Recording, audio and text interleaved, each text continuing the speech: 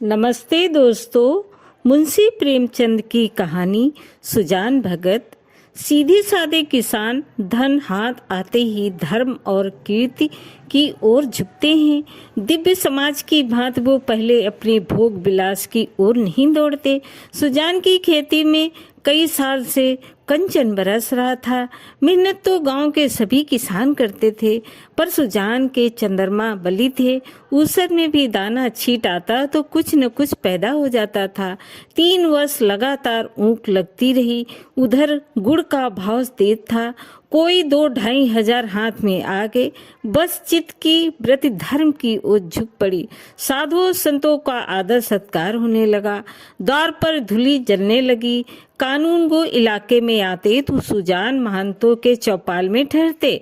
हल्के के head constable, थानेदार, शिक्षा विभाग के अफसर एक न एक उस चौपाल में पड़ा ही रहता।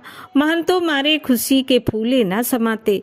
धन्य भाग उसके द्वार पर अब इतने बड़े बड़े हकीम आकर ठहरते। जिस हकीम के सामने उसका मुंह न खुलता था, उन्हीं की अब महंतों कहते जबान सूखती थी। कभी कभी भजन भाव हो जाता।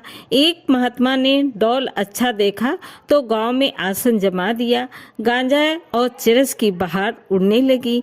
उस ढोलक आई, मंजीरे आए, मंगाए गए, सत्संग होने लगा। ये अब सब सुजान के दम का जुलूस था। घर में सेरो दूध होता, मगर सुजान के कंठे तले एक बूंद भी जाने की कसम थी। कभी हकीम लोग चखते तो कभी महात्मा लोग। किसान को दूध घी से क्या मतलब, उसे रोटी और साग चाहिए। सुजान की नम्रता का अब परावर न था। सबके सामने सिर झुकाए रहता। कई ही लोग ये न कहने लगे कि धन पाकर उसे घमंड हो गया। गांव में कुल 3 कुएं थे। बहुत से खेतों में पानी न पहुंचता था। खेती मारी जाती थी। सुजान ने एक पक्का कुआं बनवा दिया। कुएं का विवाह हुआ, यज्ञ हुआ, ब्रह्मभोज हुआ। जिस दिन पहली बार पुर चला, सुजान को मानो चारों पदार्थ मिल गए। जो काम गांव में किसी ने न किया था, वो बाप दादा के पूर्ण प्रताप से सुजान ने कर दिखाया। एक दिन गांव में गया के यात्री आ ठहरे। सुजान ही के द्वार पर उनका भोजन बना। सुजान के मन में भी गया करने की बहुत दिनों से इच्छा थी। ये अच्छा अवसर देखकर वो भी चलने को तैयार हो गया। उसकी स्त्री बुलाकी ने कहा, अभी रहने दो, अगले साल चलेंगे। सुजान ने गंभीर भाव से कहा, अगले साल क्या होगा कौन जानता है। धर्म के काम में मीन मेख निकालना अच्छा नहीं है। जिंदगी क्या क्या भरोसा, बुलाकी हाथ खाली हो जाएगा। सुजान, भगवान का इच्छा होगी फिर रुपये हो जाएंगे। उनके यहाँ किस बात की कमी है। बुलाकी इसका क्या जवाब देती। सहकार में बाधा डालकर अपनी मुक्ति क्यों बिगाड़ती। प्रातःकाल स्त्री और पुरुष गया करने चले गए। वहां से लौटे तो यज्ञ और ब्रह्मभोज की ठहरी। सारी बिरादरी निमंत्रण हुई। 11 गांव में सुपारी बटी। इस धूमधाम से कार्य हुआ कि चारों ओर वाह वाह मच गई। सब यही कहते थे कि भगवान दान दे तो दिल भी दे। ऐसा घमंड तो छू गया नहीं गया। अपने हाथ से पत्तल उठाता फिरता था। कुल का नाम जगा दिया। बेटा हो तो ऐसा हो। बाप मरा तो घर में भूंजी भांग भी नहीं थी। अब लक्ष्मी घुटने तोड़कर बैठी है। एक दोषी ने कहा, कहीं गड़ा हुआ धन पा गया है। इस पर चारों ओर से उस पर बौछार पड़ने लगी। हाँ, तुम्हारे बाप दादा जो खजाना छोड़कर गए थे, यही उसके हाथ लग गया है। अरे भैया, ये धर्म की कमाई है। तुम भी तो छाती फाड़कर काम करते हो। क्यों ऐसी ऊख नहीं लगती, क्यों ऐसी फसल नहीं होती। भगवान आदमी का दिल देखते हैं। जो खर्च करता है उसी को देते हैं। सुजान महंतो सुजान भक्त हो गए। भक्तों के आचार विचार कुछ और होते हैं। वो बिना स्नान किए कुछ नहीं खाता। गंगा जी अगर घर से दूर हो और वो रोज स्नान करके दोपहर तक घर ना लौट सकता हो, तो पर्वों के दिन तो उसे अवश्य नहाना चाहिए। भजन भाव उनके घर अवश्य होने चाहिए। पूजा अर्चना उनके लिए अनिवार्य है। खान पान भी उसे उस विचार का रखना पड़ता है। सबसे बड़ी बात यह है कि झूठ का त्याग करना पड़ता है। भगत झूठ नहीं बोल सकता। साधारण मनुष्य को अगर झूठ का दंड मिले तो भगत को 1 लाख से कम नहीं मिल सकता। अज्ञानता की अवस्था में कितने ही अपराध सक्षम हो जाते हैं। ज्ञानी के लिए क्षमा नहीं, प्रायश्चित नहीं, यदि है तो बहुत ही कठिन। सुजान को भी अब भक्तों की मर्यादा को निभाना पड़ा। अब तक उसका जीवन मजदूर का जीवन था। उसका कोई आदर्श, कोई मर्यादा उसके सामने न थी। अब उसके जीवन में विचार का उदय हुआ। जहाँ का मार्ग कांटों से भरा था, स्वार्थ सेवा ही पहले उसके जीवन का लक्ष्य था। इसी कांटे से वो परिस्थितियों को तौलता था, वो अब उन्हें औचित्य के कांटों पर तौलने लगा। यूं कहो कि जड़ जगत से निकलकर उसने चेतना जगत में प्रवेश किया। उसके कुछ लेन देन करना शुरू किया था, पर उसे अब ब्याज लेते हुए आत्मग्लानि सी होती। यहाँ तक कि गौओं को दूते समय उसे बछड़े का ध्यान रखना था, कहीं बछड़ा भूखा न रह जाए, नहीं तो उसका रोमा दुखी होगा। वो गांव का मुखिया था। कितनी ही मुकदमों में उसने झूठी शहादतें बनवाई थी, कितनों से दंड लेकर मामले का रफा दफा कर दिया था। अब इन व्यापारों से उसे घृणा होती थी। झूठ और परपन से कोसों दूर भागता था। पहले उसकी ये चेष्टा होती थी कि मजदूरों से जितना काम लिया जा सके लो और मजदूरी जितनी कम दी जा सके दो, पर अब उसे मजदूर के काम की कम, मजदूरी की अधिक चिंता रहती। कहीं बेचारे मजदूरों का रोआ न दुखी हो जाए। वो उसका वाक्यांश सा हो गया। किसी का रोआ न दुखी हो जाए, उसके लिए दोनों जवान बेटे बात बात में उस पर फप्तियां कसते। यहाँ तक कि बुलाके भी अब उसे कोरा भगत समझने लगे, जिसे घर के भले बुरे से कोई प्रयोजन न था। चेतन जगत में आकर सुजान भगत पूरे भगत रह गए। सुजान के हाथों से धीरे धीरे अधिकार छीने जाने लगे। किस खेत में क्या बोना है, किसको क्या देना है, किसको क्या लेना है, किस भाव का चीज बिकी, ऐसे ऐसे महत्वपूर्ण बातों में भी भगत जी की सलाह न ली जाती। भगत के पास कोई जाने ही न पाता। दोनों लड़के या स्वयं बुलाकी दूर से ही मामला तय कर लिया करती। गांव भर में सुजान का मान सम्मान बढ़ता था, अपने घर में घटता था। लड़के उसका सत्कार अब बहुत करते, हाथ से चारपाई उठाते देखकर लपक कर खुद उठा लाते, चिलम न भरने देते, यहाँ तक कि उसकी धोती छाटने के लिए भी आग्रह करते। मगर अधिकार उसके हाथ में न था। वो अब घर का स्वामी नहीं, मंदिर का देवता था। एक दिन बुलाकी अकोली में दाल छाट रही थी।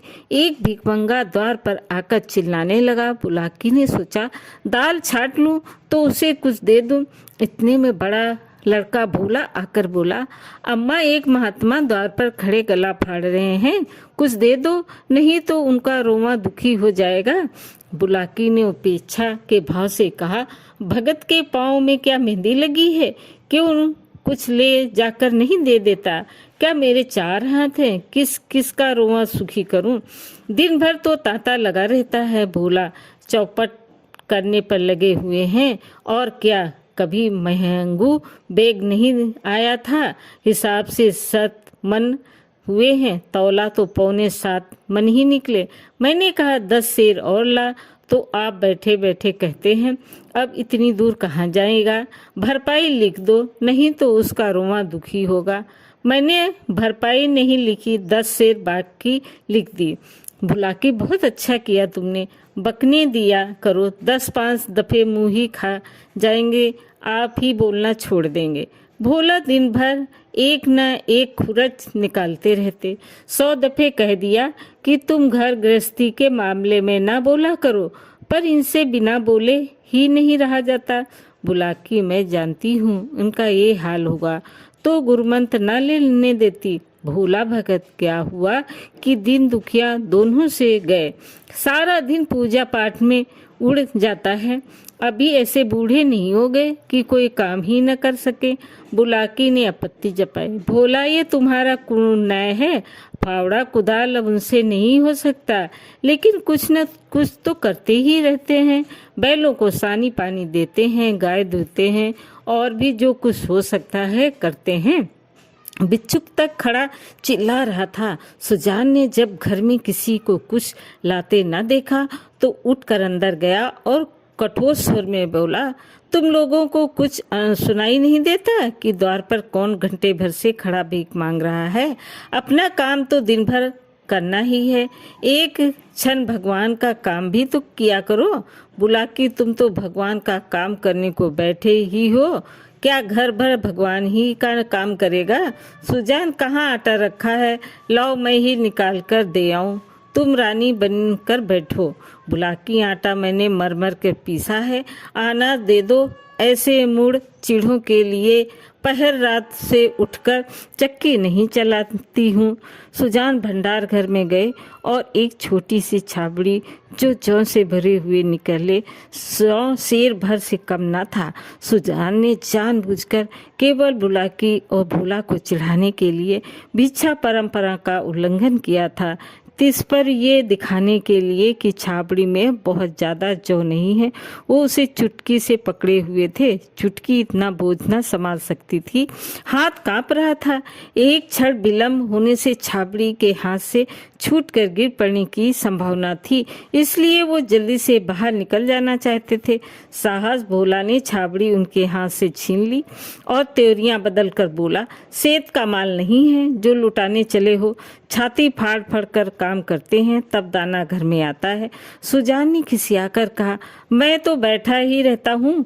भोला, भीख भीख ही तरह दी जाती है, लुटाई नहीं जाती। हम तो एक बेला खाकर दिन काटते हैं कि पति पानी बना रहे और तुम्हें लुटाने की सूझी। तुम्हें क्या मालूम कि घर में क्यों हो रहा है? सुजान ने उसका कोई उत्तर न दिया। बाहर आकर भिखारी से कह दिया, बाबा इस समय जाओ, किसी का हाथ खाली नहीं है। और पेड़ के नीचे बैठ के विचारों में मगन हो गया। अपनी ही घर में उसका ये अनादर। अभी वो अपाहिज नहीं है, हाथ पांव थके नहीं है, घर का कुछ न कुछ काम तो करता ही रहता है, उस पर ये अनादर। उसी ने घर बनाया, ये सारी विभूत उसी के श्रम का फल है। पर अब इस घर का उसका कोई अधिकार नहीं रहा। अब वो दार का कुत्ता है, पड़ा रहे और घर वालों जो रूखा सूखा दे वो खाकर पेट भर लिया करे। ऐसे जीवन को धिक्कार है। सुजान ऐसे घर में नहीं रह सकता। संध्या हो गई थी। भोला का छोटा भाई शंकर नारियल भर कर लाया। सुजान ने नारियल दीवार से टिका कर रख दिया। धीरे धीरे तमाकू जल गया। जरा देर में भोला ने द्वार पर चारपाई डाल दी। सुजान पेड़ के नीचे से न उठा। कुछ देर और गुजरी, भोजन तैयार हुआ। भोला बुलाने आया। सुजान ने कहा, भूख नहीं है। बहुत मानव ने करने पर भी न उठा। तब बुलाकी ने आकर कहा, खाना खाने क्यों नहीं चलते? जी तो अच्छा है। सुजान को सबसे अधिक क्रोध बुलाकी ही पर था। ये भी लड़कों के साथ है। ये बैठी देखती रही और भोला ने मेरे हाथ से आना छीन लिया। इसके मुंह से इतना भी न निकला कि ले जाते हो तो ले जाने दो। लड़कों को ना मालूम हो कि मैंने कितनी श्रम से ये गृहस्थी जोड़ी है, पर ये तो जानती है दिन को दिन और रात को रात नहीं समझा। भादों की अंधेरी रात में मड़ैया लगा के जुआर की रखवाली करता था। जेठ बैसाख की दोपहरी में भी दम न लेता था। और अब मेरा घर पर इतना भी अधिकार नहीं है कि भीख तक न दे सकूं। माना कि भीख इतनी नहीं दी जाती, लेकिन इनको तो चुप रहना चाहिए था। चाहे मैं घर में आग ही क्यों न लगा देता। कानून से तो मेरा कुछ होता है। मैं अपना हिस्सा नहीं खाता, दूसरों को खिला देता हूँ। इसमें किसी के बाप क्या क्या साजा। अब इस वक्त मनाने आई है। इसे मैंने फूल की छड़ी से भी कभी नहीं छुआ। नहीं तो गांव में ऐसी कौन औरत है जिनके खसम की लातें न खाई हो। कभी कड़ी निगाह से देखा तक नहीं। रुपए पैसे लेन देन सब इसी के हाथ में दे रखा है। अब रुपए जमा कर लिए है तो मुझे से घमंड करती है। अब इसे बेटे प्यारे हैं, मैं तो निखट्टू लुटाऊ घर फूंकू घोंगू हूँ। मेरा इसे क्या परवाह। तब लड़के न थे जब बीमार पड़ी थी और मैं गोद में उठाकर वैद्य के घर ले गया था। आज उसके बेटे हैं और ये उसकी माँ है। मैं बाहर का आदमी, मुझसे घर से मतलब ही क्या है। अब खा पी कर क्या करूँगा। हल जोतने से रहा, फाड़वा चलाने से रहा। मुझे खिलाकर दाने को क्यों खराब करेगी। रख दो बेटे दूसरी बार खाएंगे। बुलाकी तुम तो जरा जरा सी बात पर तिनक जाते हो। सच कहा है, बुढ़ापे में आदमी की बुद्धि मारी जाती है। भोला इतना तो कहा था कि इतनी भीख मत ले जाओ, या और कुछ सुजान? हाँ, बेचारा इतना ही कह रह गया। तुम्हें तो मजा तब आता जब ऊपर से 2-4 डंडे लगा देता। क्यों, अगर यही अभिलाषा है तो पूरी कर लो। भोला खा चुका होगा, बुला लाओ। नहीं, भोला को क्यों बुलाती हो? तुम ही न जमा दो 2-4 हाथ, इतनी कसर है, वो भी पूरी कर जाए। बुलाकी, हाँ और क्या, यही तो नारी का धर्म है। अपने भाग्य सराहो कि मुझ जैसी सीधी औरत पाली। जिस बल चाहते हो बैठाते हो। जैसी मुंहजोर होती तो तुम्हारे घर में एक दिन निभाना होता। सुजान, हाँ भाई, वो तो मैं कर रहा हूँ कि देवी थी और हो। मैं तब भी राक्षस था और अब भी दैत्य हो गया हूँ। बेटे कमाऊ हुए, उनकी सी कहोगी तो क्या मेरी सी कहोगी? मुझसे अब क्या लेना देना? बुलाके तुम झगड़ा करने पर तुले बैठे हो और मैं झगड़ा बचाती हूँ कि 4 आदमी हंसेंगे। चलकर खाना खा लो सीधे से, नहीं तो मैं जाकर सो रहूंगी। सुजान, तुम भूखी क्यों सो रहोगी? तुम्हारे बेटे की तो कमाई है। हाँ, मैं बाहरी आदमी हूँ। बुलाके, बेटे तुम्हारे भी तो हैं। सुजान, नहीं, मैं ऐसे बेटों से बाज आया। किसी और बेटे के होंगे, मेरे बेटे होते तो क्या मेरी दुर्गत होती? बुलाकी, गलतियाँ दोगे तो मैं भी कुछ कह बैठूंगी। सुनती थी मर्द बड़े समादार होते हैं, पर तुम सबसे न्यारे हो। आदमी को चाहिए कि जैसा समय देखे वैसा काम करे। अब हमारा और तुम्हारा निभा इसी में है कि नाम के मालिक बने रहें और वही करें जो लड़कों को अच्छा लगे। मैं ये बात समझ गई, तुम क्यों नहीं समझ पाते? जो कमाता है उसी का घर में राज होता है, यही दुनिया का दस्तूर है। मैं बिना लड़कों से पूछे कोई काम नहीं करती। तुम क्यों अपनी मन की करते हो? इतने दिनों तक तो राज कर लिया, अब क्यों इस माया में पड़े हो? आधी रोटी खाओ, भगवान का भजन करो और पड़े रहो। चलो खाना खा लो। सुजान भी अब द्वार का कुत्ता है। बुलाकी, बात जो थी वो मैंने कह दी, अब अपने जो चाहो समझो। सुजान ना उठा। बुलाकी हार कर चली गई। सुजान के सामने अब एक नई समस्या खड़ी हो गई। वो बहुत दिनों से घर का स्वामी था और अब भी ऐसा ही समझता था।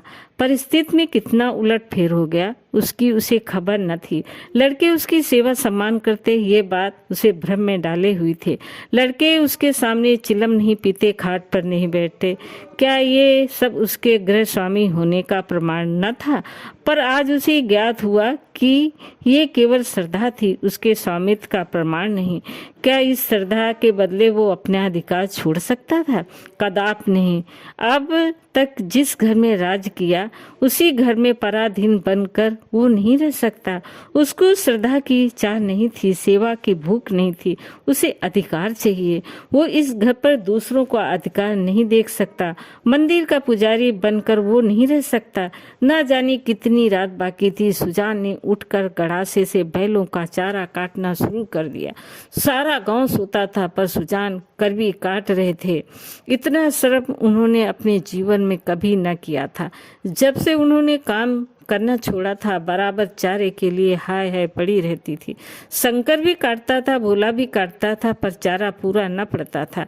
आज वो इन लौंडों को दिखा देगा कि चारा कैसे काटना चाहिए। उनके सामने कटिया का पहाड़ खड़ा हो गया और टुकड़े कितने महीनों सुडौल थे, मानो सांचे में ढले गए हों। मुंह अंधेरे बुलाकी उठी तो खटिया का ढेर देखकर दंग रह गई। बोली, क्या भोला आज रात भर कटिया ही काटता रहा? कितना कहा था कि बेटा जी से जहान है, पर मानता ही नहीं, रात को सोया ही नहीं। सुजान भगत ने ताने से कहा, वो सोता ही कब है, जब देखता हूँ काम ही करता रहता है। ऐसा कमाऊ संसार में और कौन होगा? इतने वो भोला आंखें मलता हुआ बाहर निकला। उसे ये देखकर ढेर का आश्चर्य हुआ। माँ से बोला, क्या शंकर आज बड़ी रात से उठा था? अम्मा बुला के, वो तो पड़ा सो रहा है, मैंने तो समझा तुमने काटी होगी। भोला, मैं तो सवेरे उठ ही नहीं पाता हूँ, दिन भर चाहे जितना काम कर लो पर रात को मुझसे नहीं उठा जाता। बुला की, तो क्या तुम्हारे दादा ने काटी है? भोला, हाँ मालूम होता है, रात भर सोए नहीं है, मुझसे कल बड़ी भूल हुई है। अरे वो तो हल लेकर चले जा रहे हैं, जाने देने पर उतारू हो गए हैं। क्या बुला की, क्रोधी तो सदा के हैं, अब किसी की सुनेंगे थोड़ी ही। बोला, शंकर को जगा दो, मैं भी जल्दी से मुंह हाथ धोकर हल ले जाऊं। जब और किसानों के साथ भोला हल लेकर खेत में पहुंचा तो सुजान आधा खेत जोत चुके थे।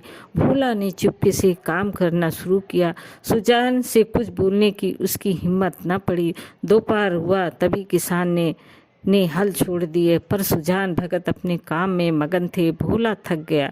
उसकी बार बार इच्छा होती थी कि बैलों को खोल दे, मगर डर के मारे कुछ कह नहीं सकता। सबको आश्चर्य हो रहा था कि दादा कैसे इतनी हिम्मत कर रहे हैं। आखिर डरते डरते बोला, दादा अब तो दोपहर हो गई, हल खोल देना। सुजान, हाँ खोल दो, तुम बैलों लेकर चलो, मैं डांड फेंक कर आता हूँ। भोला, मैं सांझ को डांड फेंक दूंगा। सुजान, तुम क्या फेंक दोगे? देखते नहीं खेत कटोरी की तरह गहरा हो गया है, तभी तो बीच में पानी जमा जाता है। इस गोइडा के खेत में 20 मन का बीघा होता था, तुम लोगों ने इसका सत्यानाश कर दिया। बैल खोल दिए गए। भोला बैलों को लेकर घर चला गया, पर सुजान डांड फेंकते रहे। आधा घंटे बाद डांड फेंक कर वो घर आए, मगर थकान का नाम ना था। नहा कर आराम करने के बदले उन्होंने बैलों को सहलाना शुरू किया। उसकी पीठ पर हाथ फेरा, उनके पैर मिले, पूछ सहलाई, बैलों को मुझ खड़ी की, सुजान की गोद में सिर रखे। उन्हें अकथनीय सुख मिल रहा था। बहुत दिनों के बाद उन्हें ये आनंद प्राप्त हुआ था। उनकी आंखों में कृतज्ञता भरी हुई थी, मानो वो कह रहे थे, अब हम तुम्हारे साथ रात दिन काम करने को तैयार हैं। अन्य कृषकों कोई बात बोला, अभी कमर सीधी कर रहा था कि सुजान ने फिर हल उठाया और खेत की ओर चले। दोनों बैल उमंग से दौड़े चले जा रहे थे, मानो उन्हें खेत में पहुंचने की जल्दी थी। भोला ने मड़ैया में लेटे लेटे पिता को हल लिए जाते देखा, पर उठ न सका। उसकी हिम्मत टूट गई। उसने कभी इतना परिश्रम न किया था। उसे बनी बनाई गृहस्थी मिल गई थी, उसे ज्यों त्यों चल रहा था। इस दामों वो घर का स्वामी बनने का इच्छुक न था।